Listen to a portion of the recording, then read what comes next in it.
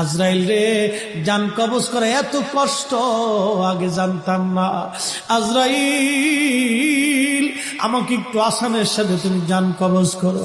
আজরাইল বললেন, হুজুর, আসমানের নিচে জমিনের উপরে আপনার চাইতে সহজভাবে জান আমি কারো কবজ করি নাই। আল্লাহ আমার উপরে করা নির্দেশ, আমার হাবিবের জান কবজ হবে সবচেয়ে বড় আসানে। হুজুর, আমি যদি আপনাকে আসানে জান কবজ না করি, নবী গো, আল্লাহর লানত আমি ধ্বংস হয়ে যাব।